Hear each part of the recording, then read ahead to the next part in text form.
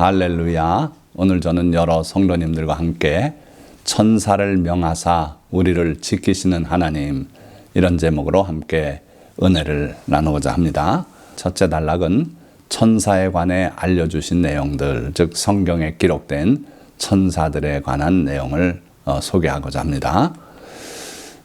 첫째로 천사는 능력 있는 존재입니다. 시편 103편 20절에 정확히 기록되기를 능력이 있어 여호와의 말씀을 행하며 그의 말씀의 소리를 듣는 여호와의 천사들이여 여호와를 송축하라.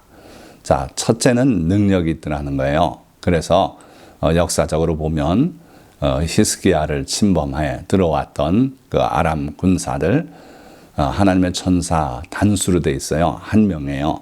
천사 한 명이 밤에 18만 5천 명의 그 아람 군사를 쳐서 송장이 되게 했던 그 일을 기억하시기 바랍니다. 하나님의 천사는 능력이 있습니다. 그리고 또 우리가 할 수 없는 하나님의 말씀의 소리를 다 듣고 있더라는 거예요. 그래서 하나님의 말씀에 따라서 일하는 그 존재들이 천사고 능력을 가지고 일하는 천사들이다. 그리고 또 항상 하나님을 송축해요. 하나님을 찬양하고 하나님을 기뻐하고 그러한 존재가 천사다. 애굽의 장자들을 멸했던 그 능력 있는 존재가 또한 천사고, 또 홍해에서 그 애굽 군대를 수장시킨 존재가 또한 천사입니다. 그래서 천사는 능력 있는 존재다. 이걸 기억하시기 바라고, 둘째는 천사는 사람보다 뛰어난 존재입니다. 어떤 분들은 오해해요. 천사는 이전 개역 성경에는 부리는 영으로서 그렇게 나오죠. 그런데 이제 개역 개정 성경에서는 섬기는 영으로서 이렇게 나오는데, 우리 인간이 마음대로 이거 해라 저거 해라 하고 머슴처럼 부리는 그런 존재의 개념을 가지고 있는데요. 절대 아닙니다. 하나님께서 부리는 영이죠. 자, 그래서 천사는 사람보다 뛰어난 존재인데, 시편 8편 4절에서 5절 말씀 보니까 사람이 무엇이간데 주께서 저를 생각하시며 인자가 무엇이간데 주께서 저를 권고하시나이까. 저를 천사보다 조금 못하게 하시고 영화와 존귀로 관을 씌우셨나이다. 여러 가지 면에서 인간은 천사 못지않은 그러한 존귀한 존재라 하는 거예요. 그러나 하나님께서 천사보다는 조금 못하게 그렇게 만드셨는데, 나중에 천사처럼 회복 또는 올라갈 때가 있어요. 언제냐면 부활 때 그렇다 그랬죠. 그래서 부활의 날에는 우리가 천사와 동등이다, 그렇게 예수님 말씀하셨어요. 그러나 현재는 천사가 사람보다 뛰어난 존재인 것이 틀림없다. 자, 그래서 마태복음 22장 30절 말씀, 부활 때에는 장가도 아니가고 시집도 아니가고 하늘에 있는 천사들과 같으니라. 이게 예수님의 분명한 말씀이에요. 그런데 많은 오해들이 또 하나 있어요. 사람이 죽으면 천사가 되는 줄 착각하는 그런 성경에 없는 개념을 가진 분들이 많아요. 성도들 가운데도 그렇고 이 세상 사람들 중에 많이 그렇습니다. 그래서 사랑하는 아버지가 돌아가시면 또는 어머니가 돌아가시면 그분들이 천사가 돼서 나를 지켜주실 것이다. 이제 그렇게들 말들하고 위로하고 하는데, 이거는 하나님의 말씀과는 전혀 맞지 않는 이야기다 하는 걸 기억하시기 바라고요.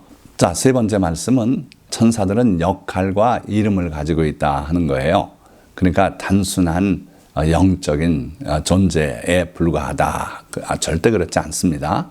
우리처럼 인격이 있고 이름이 있고 그러한 존재가 천사다. 그래서 성경에는 모든 천사의 이름을 나열하지는 않았죠, 물론. 그러나 몇몇 천사들의 이름을 우리들에게 밝히 전하고 있어요. 그래서 가브리엘은 하나님의 말씀을 전하는 천사인데 그 이름을 분명하게 가브리엘이라고 드러내고 있고요. 하나님의 천사의 우두머리가 되는 미가엘, 이름이 분명하게 드러나 있죠. 이 미가엘 천사의 역할 중에 하나는 이스라엘 민족의 수호 천사이기도 합니다.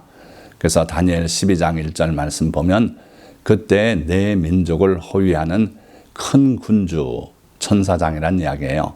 미가엘이 일어날 것이요 또 환난이 있으리니 그렇게 말씀하고 있죠.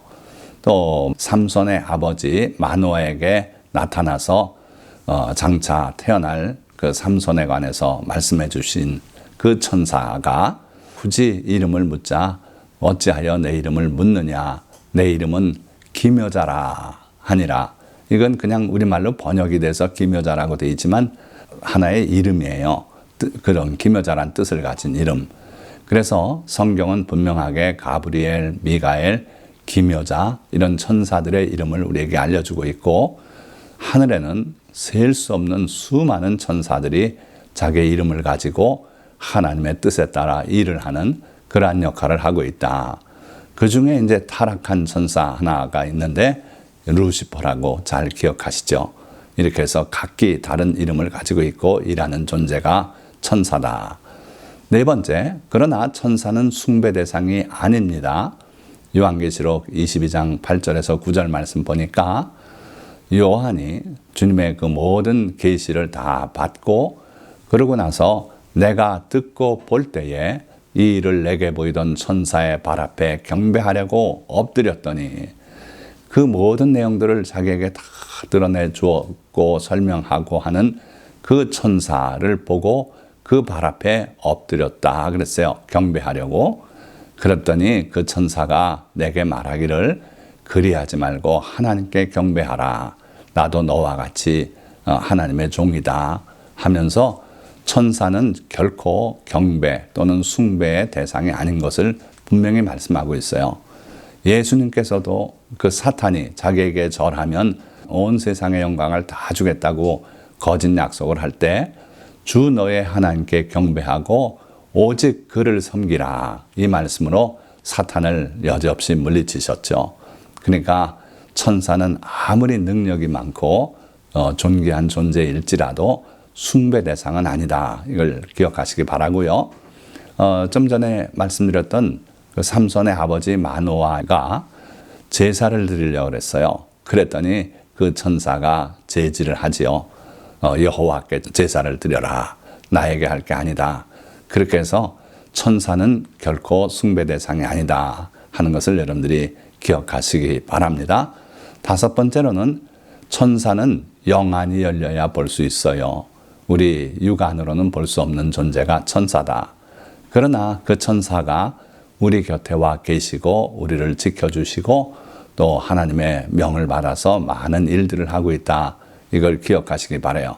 이걸 미신처럼 그렇게 생각하는 성도님들이 있는데 결코 아니에요. 성경은 분명하게 천사의 존재와 역할과 그 모든 내용들을 우리에게 밝히 말씀하고 있기 때문이에요.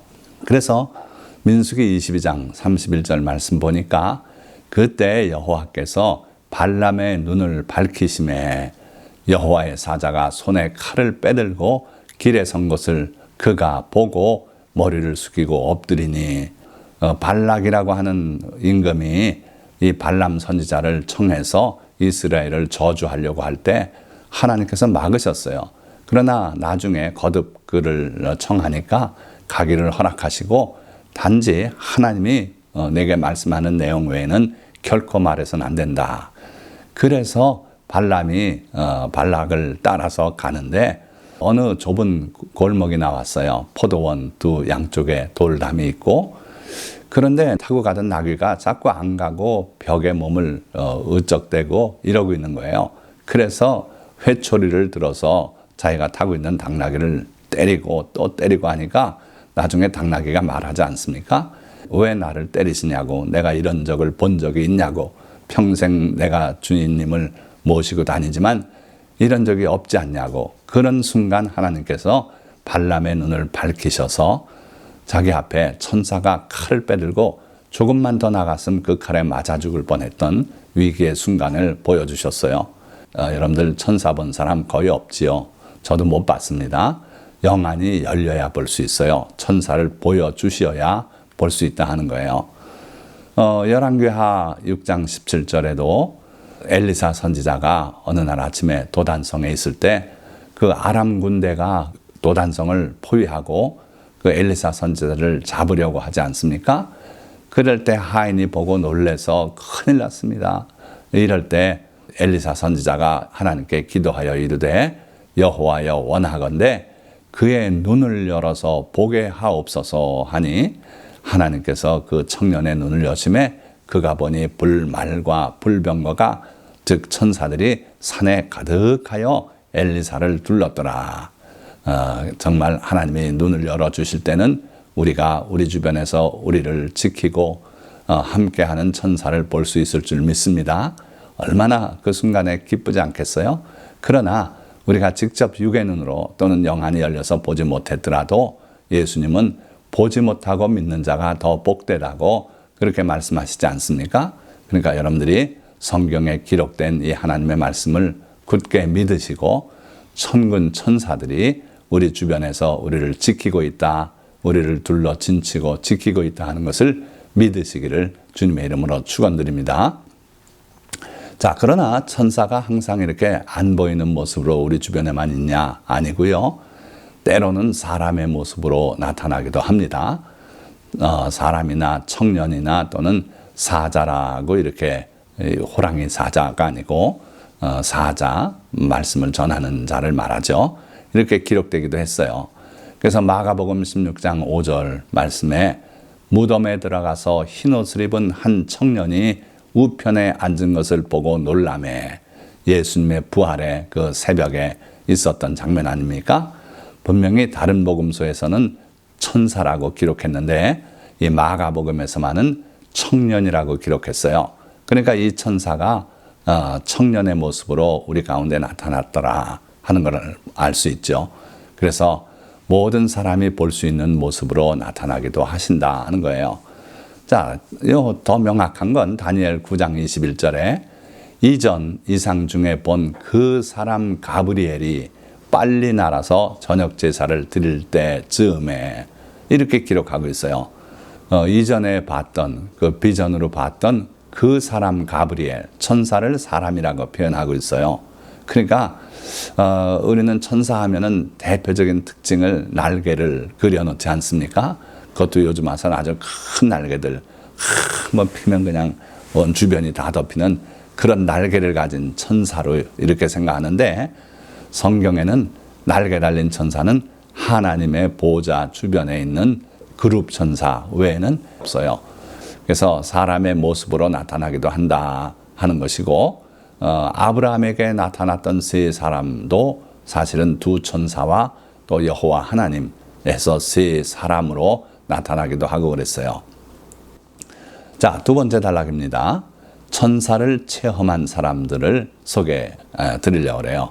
방금 말씀드린 아브라함이 사람으로 나타난 천사를 영접하고 또 그 둘은 소돔과 고모라를 정탐하러 가고 한 분은 남아 계셨죠. 그분이 여호와 하나님이셨어요. 그래서 아브라함이 그 사람의 모습으로 나타난 천사들을 영접했고 또 하나님께 간청해서 10명의 의인이 있으면 소돔과 고모라를 멸하지 않으시기를 청하고 했죠. 또 발람, 아까도 말씀드린 칼을 뽑아 치켜들고 있는 여호와의 사자를 만나게 되죠. 또 마노아는 여호와께 제사를 드리라는 그 기묘자의 말씀대로 하나님 앞에 제사를 드릴 때 그 기묘자가 거기서 타오르는 불꽃 속으로 함께 사라져 버렸지요. 자, 그런 체험도 했고요. 기드온은 자기에게 나타난 천사에게 염소 한 마리를 잡아서 국을 끓여서 갖다가 그 반석에 부으라 하니 붓고 그리고 그 천사가 지팡이로 반석에 대니까 그 반석에서 불이 나서 재물을 살렸고 그 천사는 사라졌죠. 자, 이런 여러 가지 체험들이 있어요. 다윗은 또 인구조사를 무리하게 강행해서 하나님의 진노를 사서 전염병이 퍼졌는데 그 예루살렘을 향해서 칼을 빼들고 마지막 예루살렘까지 멸하려고 했던 그 천사를 보고 하나님께 통해 자벽하여서 하나님의 그 뜻을 돌이키신 그런 체험도 있었고요. 또 잘 아시는 다니엘의 친구들, 풀무불에 들어갔지만 네 번째 인물이 나타나서 그들을 다 구원했던 기사를 우리가 읽고 있어요. 또 다니엘은 나중에 사자굴에 들어갔지만 여호와께서 천사를 보내서 그 사자들의 입을 봉했던 체험을 하지요. 또 베드로는 어떻습니까? 잡혀서 옥에 갇혔는데 쇠고랑을 차고 있는데 천사가 나타나서 그들이 차고 있던 쇠고랑이 풀리고 천사가 철문을 자동문처럼 열고 그리고 베드로를 내보내고 사라지죠. 자, 이렇게 천사를 체험한 많은 분들이 있었어요. 그리고 그 천사를 체험했던 내용들이 이렇게 또 기록이 돼서 남아 있습니다. 다니엘서 3장 28절에 풀무불 속에서 머리카락 하나 타지 않고 나온 다니엘의 세 친구를 보고 느부갓네살 대왕이 이렇게 증언을 하고 있어요. 느부갓네살이 말하여 이르되 사드락과 메삭과 아벳느고의 하나님을 찬송할지로다. 그가 그의 천사를 보내사 자기를 의뢰하고 그의 몸을 바쳐 그 하나님 밖에는 다른 신을 섬기지 아니하며 그에게 절하지 아니한 종들을 구원하셨도다. 하나님께서 천사를 보내서 그들을 구원했다는 것을 아주 명확하게 이렇게 증언을 하고 있죠. 또 다니엘이 사자굴에 들어갔을 때 그 다리오 임금이 새벽에 달려와서 말합니다. 이튿날에 왕이 새벽에 일어나 급히 사자굴로 가서 다니엘이 든 굴에 가까이 이르러서 슬피 소리질러 다니엘에게 묻되 살아계시는 하나님의 종 다니엘아, 내 하나님이 사자들에게서 능히 너를 구원하였느냐 하니라. 자, 그러니까 사자굴 속에서 다니엘의 소리가 들려왔어요. 나의 하나님이 이미 그의 천사들을 보내어 사자들의 입을 봉하셨으므로 내가 무사합니다. 이러고 거기서 다니엘의 응답이 들려왔던 거죠. 그러니까 하나님은 천사를 보내서 사자의 입을 봉하실 수도 있고 그런 하나님이시다 하는 거예요. 자, 베드로가 체험했던 체험은 이렇게 기록되어 있어요. 사도행전 12장 7절 말씀과 10절 말씀을 보면 호련히 주의 사자가 나타나매. 자, 여기서 주의할 거는 사자라고 표현했지만 원어는 앙겔로스고 뒤에 천사라고 번역된 것도 앙겔로스예요. 그러니까 번역자가 이렇게 사자 또는 천사 마음에 맞는 대로 번역했지만 어쨌든 주의 천사가 나타났다는 거예요. 옥중에 광채가 빛나며 또 베드로의 옆구리를 쳐 깨워 이르되 급히 일어나라 하니 쇠사슬이 그 손에서 벗어지더라. 천사는 단지 일반 영이 아니에요. 영혼은 살도 없고 뼈도 없지요. 그렇지 않습니까? 그래서 예수님도 부활하시고서 그 말씀을 하셨어요. 제자들이 그 예수님의 반가운 모습을 너무 반갑고 놀라서 영으로 생각했다 그랬어요. 그때 예수님께서 영은 살과 뼈가 없다. 그러나 나는 있다. 부활의 몸이고 바로 그 부활의 몸이 천사의 몸과 같은 것 같아요. 그래서 여기도 보니까 주의 사자, 주의 천사가 나타나매 옥중에 광채가 빛나고 또 베드로의 옆구리를 쳐 깨워 이르되 옆구리를 쳤어요. 자던 사람을 옆구리를 치니까 깨어 일어났어요. 그러니까 단지 영이라면 그런 일을 못해요. 그런데 천사들은 영체이면서도 또 우리와 같은 실제적인 물리적인 몸을 가지고 있다 하는 거죠. 그래서 급히 일어나라 하니 쇠사슬이 그 손에서 벗어지더라. 또 특이한 능력이 있어요. 사물을 마음대로 조종할 수 있는 그런 능력이 천사에게 있더라 하는 거예요. 또 10절 말씀 보니까 이에 첫째와 둘째 파수를 지나 시내로 통한 쇠문에 이르니 문이 저절로 열리는지라. 그래서 사물을 마음대로 움직일 수 있는 그런 능력을 여기서 보여주고 있고요. 나와서 한 거리를 지나매 천사가 곧 떠나더라. 그리고 순식간에 사라져 버렸어요. 예수님도 부활 후에 그러한 모습을 보이셨던 것처럼 천사들도 이러한 몸을 입고 있다 하는 걸 우리가 알 수 있죠. 자, 그럼 마지막 단락 간단하게 말씀을 나눕니다. 하나님의 명을 받아 우리를 지키는 천사들. 자, 문제는 성경에 천사들의 기록이 많이 있지만 이거는 큰 중요한 사건에 있어서 천사들이 나타났던 거고요. 우리의 일상생활에는 과연 천사가 관여하고 있는가? 그렇다는 거예요. 자, 말씀을 보십시오. 시편 91편 11절에서 12절 말씀 보면 그가 너를 위하여 그의 천사들을 명령하사 내 모든 길에서 너를 지키게 하심이라. 자, 보세요. 하나님께서 명령해서 그 천사들이 우리를 지키는데 특별한 사건에서만 지키고 또 떠나 있고 평생에 2번 체험이 있고 이 일가 아니고요. 내 모든 길에서 너를 지키게 하심이라. 우리의 일상생활에서 크고 작은 일에서 우리를 지켜주시고 우리와 함께 있다는 거예요. 그들이 그들의 손으로 너를 붙들어 발이 돌에 부딪히지 아니하게 하리로다. 여러분들 살아가면서 발이 뭔가에 부딪히는 일 많죠. 그래서 신을 신지 않습니까? 심하면 엄지발가락이 빠져나가는 그런 경우도 있고 그렇다고 들었어요.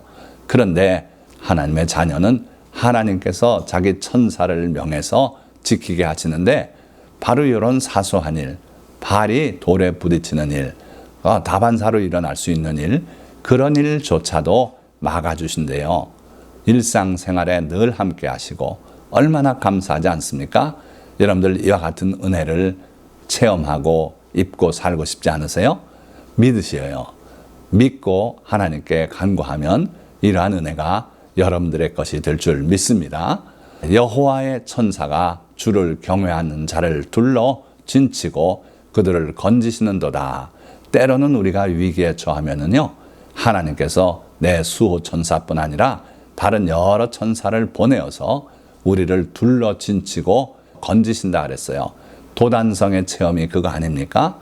엘리사 선지자를 잡으려고 아람 군대들이 와가지고 많은 병거들, 군대들 해가지고 도단성을 아예 뺑포위해버렸어요. 그런데 하나님의 종이 사환의 눈을 뜨게 해달라고 하나님께 기도하니까 그 청년이 주변을 다시 보니 그들보다 더 많은 불말과 불병거가 도단성을 둘러 진치고 있더라는 거예요.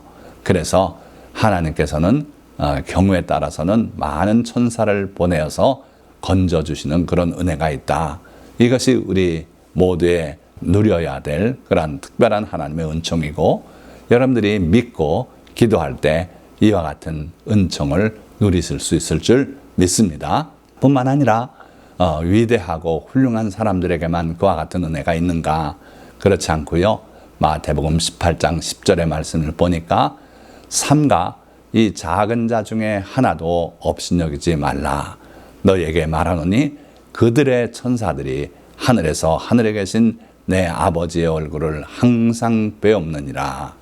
자, 어린아이들을 놓고 이 말씀을 하신 건 사실이에요. 그러나 어린아이뿐 아니라 사회에서 업신여김을 받을 수밖에 없는 보잘것없는 존재일지라도 주님을 믿는 백성들은 여기에 다 해당이 돼요. 그래서 이 작은 자 중에 하나도 업신여기지 말라. 주님은 항상 지극히 작은 자 하나를 소중히 여기셨어요. 그래서 너희가 이 지극히 작은 자 하나에게 한 것이 내게 한 것이고, 너희가 이 지극히 작은 자 하나에게 하지 아니한 것이 곧 내게 하지 아니한 것이라고 마태복음 25장에서 준엄한 심판을 내리지 않습니까? 그러니까 이 작은 자, 어린아이든 사회적 지위든 어떤 면에서든 작은 자를 우리가 업신여기지 말아야 돼요. 그들의 천사들이 하늘에서 하늘에 계신 내 아버지의 얼굴을 항상 배옵느니라. 날마다 우리의 수호 천사가 하나님을 배웠고 우리의 일상을 하나님께 보고하고 그러고 있다는 거예요. 그래서 보잘것없어 보이는 사람도 존중할 줄 아는 우리가 되어야 될 줄 믿습니다. 자, 그리고 마지막으로 천국으로 받들어 올리는 역할도 이들 수호천사가 하지 않는가, 그런 거예요. 누가복음 16장 22절 말씀 보니까 거지 나사로와 부자의 비유가 있지 않습니까? 이에 그 거지가 죽어 천사들에게 받들려 아브라함의 품에 들어가고 그 거지 나사로 부자의 집 문 밖에서 떨어지는 부스럭이라도 내다버리는 음식 찌꺼기라도 먹고 살겠다고 그러고 있는 그 거지 나사로 결국은 병들어서 개들이 와서 헌대를 핥고 그러더니 급기야 세상을 떠나고 말았어요. 그래서 그 시체를 둘둘 말아서 공동묘지에 갖다 내던지고 그렇게 비참하게 기억하는 사람 없이 끝났을 줄 알았는데, 이에 그 거지가 죽어 천사들에게 받들려 아브라함의 품에 들어갔다고 기록하고 있어요. 어떤 천사일까요? 죽은 사람들만 영접하는 천사가 따로 있을까요? 그거보다는 그 나사로를 늘 함께하고 그를 위로하고 그랬던 그의 수호 천사가 나사로가 죽는 순간 그를 받들어서 아브라함의 품으로 천국으로 들고 올라가지 않았겠는가. 물론 우리의 믿음은 하나님과 예수 그리스도 함께 하시는 성령을 향해 늘 감사하고 그 삼일째 하나님과 대화하며 그러고 살아가야 하지만 또 하나님의 명령을 받아서 우리 곁에 와서 그러한 역할을 하는 수호 천사들의 존재를 우리가 무시해선 안 되지 않겠는가. 늘 그들로 인해서 감사하고 그리고 내 곁에 계심을 믿고 또 그와 같은 은혜를 주님께 구해야 되지 않겠는가 하는 거예요. 자, 말씀을 맺겠습니다. 하나님은 많은 경우 자기 천사들을 통해서 말씀을 전하시거나 하시고자 하는 일들을 이루십니다. 주님은 우리를 위해 능력 있는 천사들의 존재와 그들을 체험한 사람들의 이야기를 성경에 기록하셨습니다. 천사의 역할은 다양하지만 하나님의 명령을 따라 우리를 지키고 우리의 삶을 하나님께 아뢰기도 하며 성도들을 천국으로 받들어 올리는 일을 하는 천사들이 있습니다. 이런 천사를 흔히 수호천사라 부릅니다. 주님은 주를 믿는 모든 성도들에게 이러한 은총을 허락하실 것입니다. 그래서 여러분들이 믿음으로 이 수호천사를 구하고 그들이 여러분들 곁에서 여러분들을 지키고 있는 것을 믿을진데 이 세상을 두려워하지 말고 하나님을 사랑하면서 더욱 굳건한 모습으로 주님을 섬기시기를 예수 그리스도의 이름으로 축원드립니다. 기도하겠습니다.